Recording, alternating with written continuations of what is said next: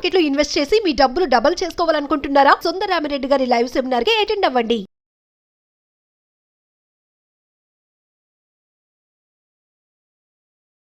నమస్తే రమగారు. నమస్తే జయ. రమగారు, మనం దేవి శరన్నవరాత్రులు చేస్తూ ఉన్నాం కదా అమ్మవారివి. 3వ రోజు అమ్మవారికి అలంకరణ ఏ విధంగా ఉంటుంది, అలానే ఆవిడ పూజా విధానం, ఏ విధమైన నైవేద్యాలు మనం సమర్పించుకోవాలి? 3వ రోజు శరన్నవరాత్రుల్లో 3వ రోజు అంటే మన నవదుర్గల్లో చంద్రఘంటాదేవి, శైలపుత్రి, బ్రహ్మచారిణి, 3వ ఆవిడ చంద్రఘంట. ఈవిడ ఘంటాకారంలో, అర్ధచంద్రాకారంలో ఉంటాడు కదా చంద్రుడు. అవునండి. ఆ చంద్రవంక ఘంటాకారంలో కనపడుతుందిట. గంటని ధరిస్తుంది అని చెప్తారు. ఈ అవతారాన్ని మనకి శ్రీశైలంలో అమ్మవారిగా వేస్తారు. భ్రమరాంబాదేవికి చంద్రఘంటాదేవి అలంకారం చేస్తారు. ఇక్కడ చంద్రవంక ఉంటుంది కదా, అక్కడ ఘంటాకారంలో ఉన్న చంద్రుడు ఉంటాడనమాట. ఈవిడ ఏంటంటే ఎప్పటిది ఈ స్వరూపం, శివపార్వతుల వివాహం. ముందు మొదటేమో ఆవిడ హిమోత్పుత్రికగా పుట్టింది, తర్వాత శివుడి కోసం తపస్సు చేసింది, తర్వాత శివుడు ప్రత్యక్షమయ్యాడు, ఆయన ఒప్పుకున్నాడు వివాహానికి. మీరు వివాహానికి శివుడు తరలి వచ్చేట భూతగణాదులతోటి. ఓహో. తరలి వస్తే భూత ప్రేత పిశాచాలన్నీ, ఆయన శ్మశానవాసి కదా, ఆయన స్వస్వరూపంతో వచ్చేసాడు. మెడ చేతుల నిండా సర్పాలు, తర్వాత గజాజనము వ్యాఘ్ర చర్మాలు ధరించి భూతప్రేత పిశాచాలన్నీ, ఆ గణాలు అవన్నీ ఎట్లాంటి ఒక శబ్దాలు, వాటిని చూసేసరికల్లా వీళ్ళ అమ్మగారు హిమోత్పర్వతం యొక్క భార్య మేనాదేవి స్పృహపై పడిపోయింది భయంతో. ఇలాంటి వాడికి ఇస్తున్నాం పిల్లని అనిపించేస్తుంది కదా. పడిపోయేసరికల్లా అప్పుడు అమ్మవారు ఒక సాత్విక స్వరూపంతో శివుడి దగ్గర కనిపించిందట. ఈ చంద్రకంఠ స్వరూపంతో కనపడి సర్వాంగ సుందరమైన పెళ్లి కుమారుడిగా వచ్చి నన్ను వివాహం చేసుకో, నన్ను అట్లా చేపట్టమని అడిగింది. ఆ వెళ్ళిన స్వరూపం పరమాద్భుత సౌందర్యవంతమైన స్వరూపం అట. చంద్రఘంటాదేవి చాలా అత్యద్భుతమైన సౌందర్యవంతమైన రూపం. ఆమెని ధ్యానించిన వాళ్ళకి, పూజించిన వాళ్ళకి అసలు ఆయుధ భయం ఉండదు. ఆవిడ ఆ స్వరూపంతో యుద్ధం చేసినప్పుడు గంట మోగుతుందట. ఆవిడ వస్తోందని చెప్పడానికి ఘంటాధ్వని వినిపిస్తుంది అనమాట. రాక్షసుల గుండెల్లో రైలు పరిగెడతాయన్నమాట ఆ శబ్దం వింటే. అలాంటి అత్యద్భుతమైన స్వరూపం అన్నమాట.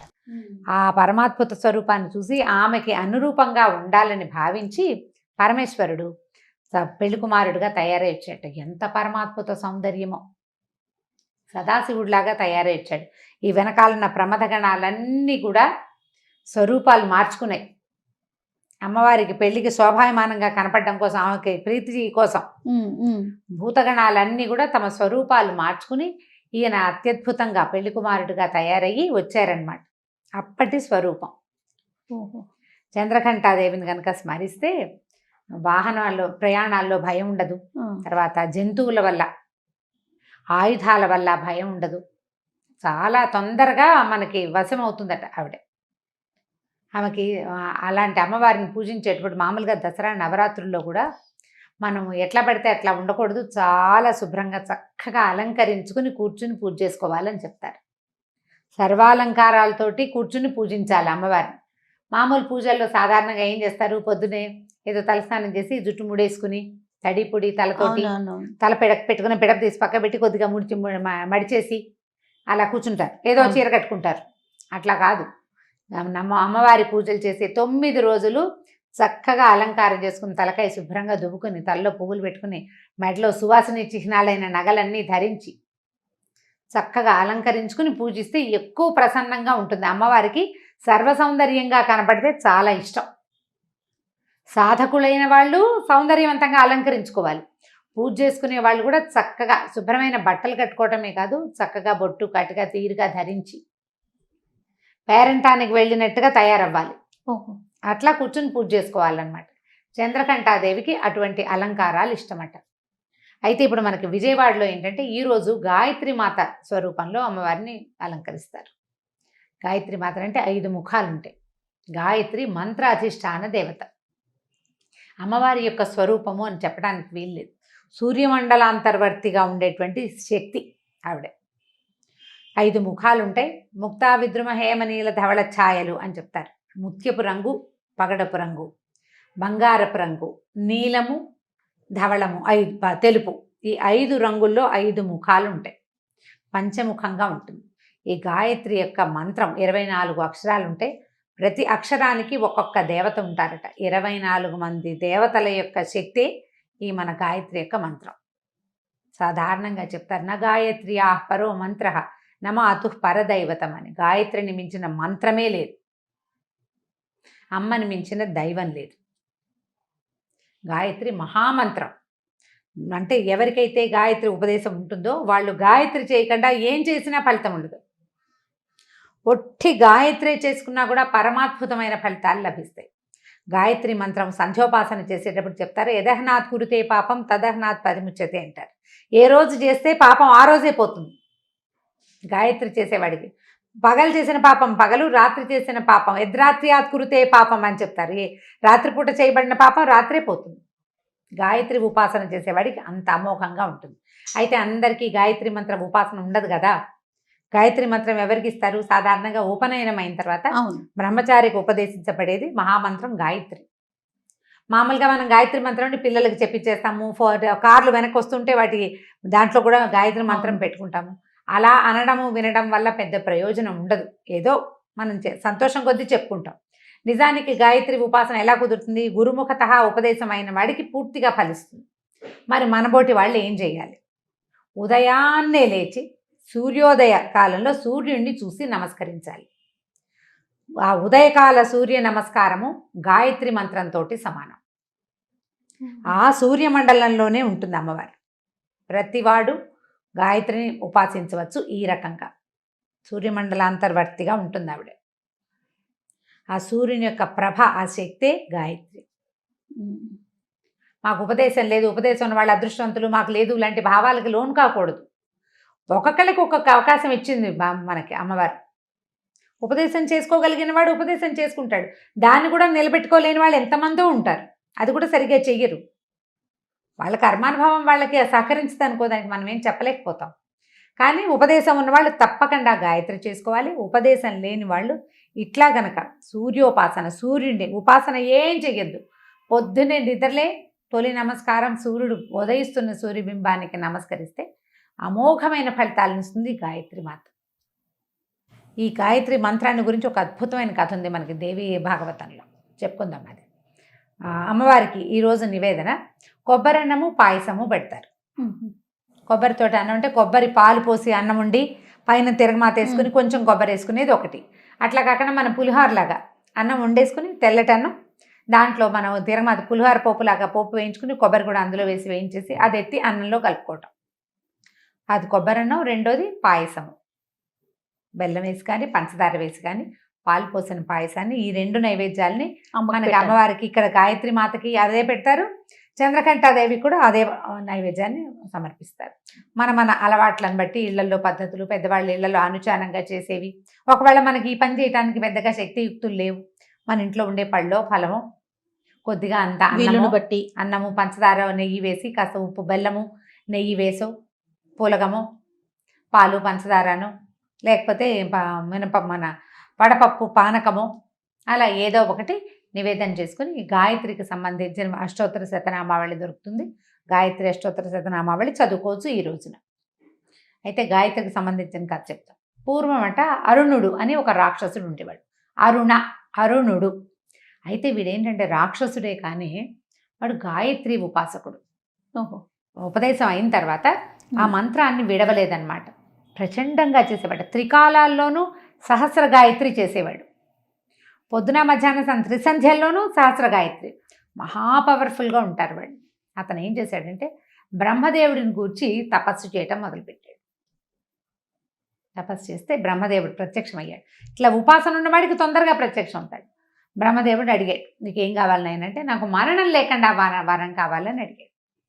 బ్రహ్మదేవుడు ఒప్పుకోలేదు. అది కుదరదు, వరాంతరం అడుగు ఏదైనా, పుట్టిన వాడి ప్రాణి గిట్టక తప్పదు. రాక్షసులకి మానవులకి మరణం తప్పదు. అమరులు కాదు మీరు, వేరే వరం కోరుకోమంటే బాగా ఆలోచించాడు. మామూలుగా సాధారణంగా ఎలా ఉంటాయి జీవాలు? అయితే 2 కాళ్ళు ఉంటాయి, లేకపోతే 4 కాళ్ళు ఉంటాయి కదా.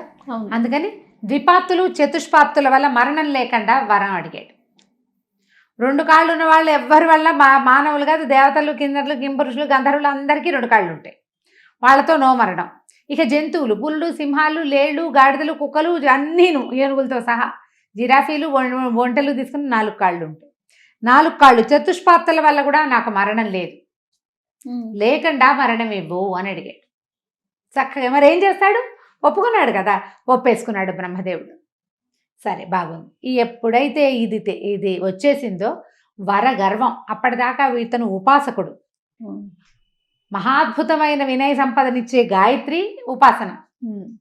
అక్కడి నుంచి బ్రహ్మదేవుడి కోసం చేసిన ఇన్ని వేల సంవత్సరాల తపస్సు. సాధారణంగా ఏంటంటే ఎవరికైనా కూడా ఇక్కడ మనమే ఉన్నాము అన్న భావన రాగానే వాళ్ళు ఇంకా ఆగలేకపోతారు. అవును అవును. వరగర్వం అప్పటికి ఇప్పటికీ అదే ఉంది జయ, ఏం మార్పు లేదు. అవును రమ్మగారు. మనం పైకి వెళ్ళాము అని అనంగా అనుకోగానే వీడి కొమ్ములు వచ్చేస్తాయి. అందులో మనుషులు రాక్షసులు ఎవ్వరూ అతీతులు కాదు ఆ భావాలకి.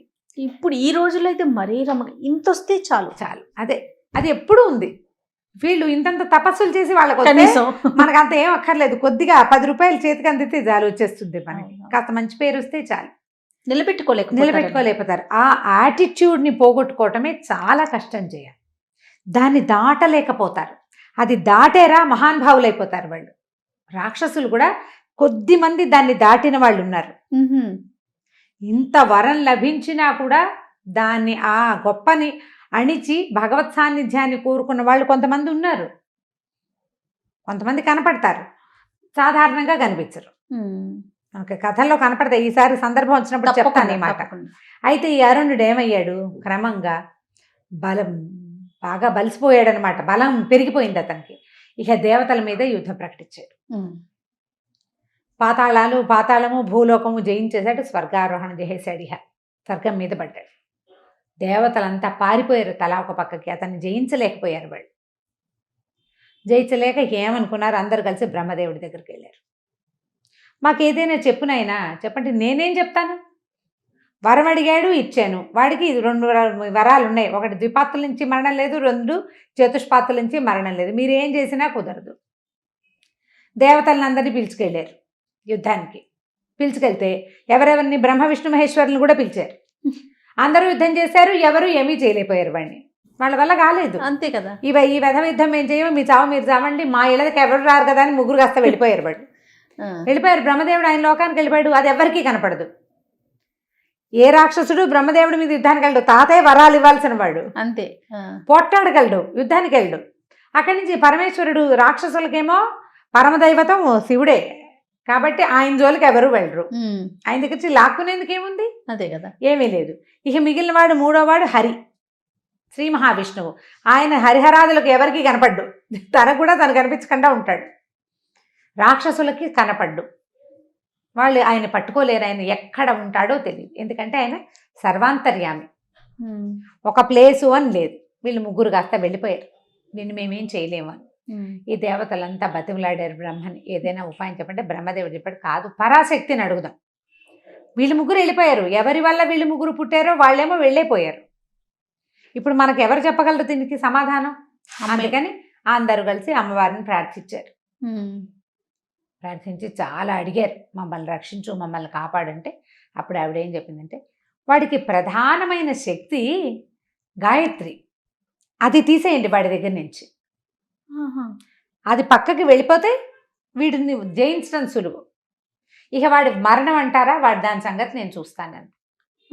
గాయత్రిని తప్పించాలి. వాడి దగ్గర గాయత్రి ఉన్నంతకాలం అమ్మవారు కూడా వాడిని ఏమీ చేయలేదు, చెయ్యదు. అక్కడి నుంచి వీళ్ళంతా ఆలోచించుకుని తమలో తెలివిగల వాడైన బృహస్పతిని పంపించారు. ఎక్కడో అరుణుడు సంధ్యోపాసన చేసుకుంటున్నాడు గంగానది ఒడ్డున కూర్చుని. వీడు ఇంత యుద్ధం చేస్తాడు కానీ ఉపాసన మానుడు, త్రికాలాల్లో సంధ్యావందనం మాండు. ఆ సంధ్య పరుచుకుంటుంటే ఇది బృహస్పతి వెళ్ళి పలకరించాడు.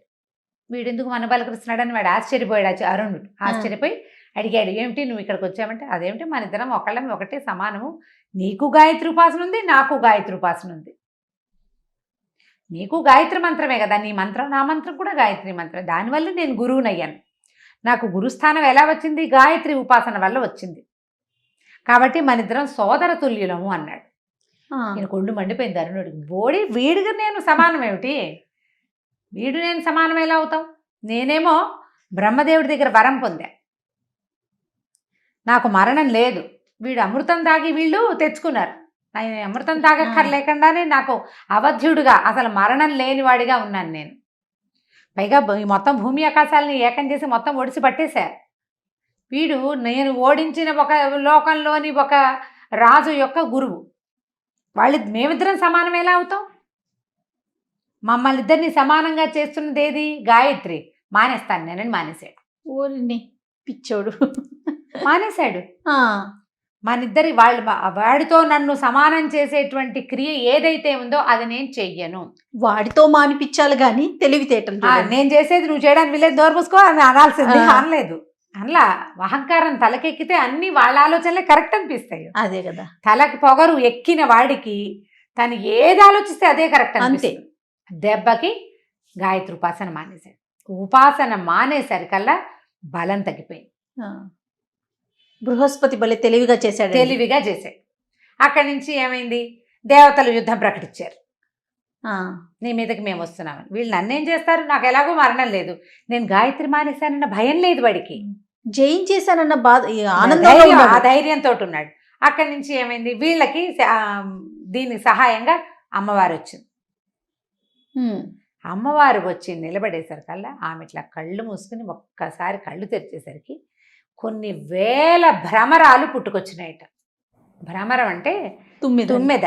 షట్పది అంటారు దాన్ని. షట్పది అంటే 6 కాళ్ళు ఉంటాయి దానికి.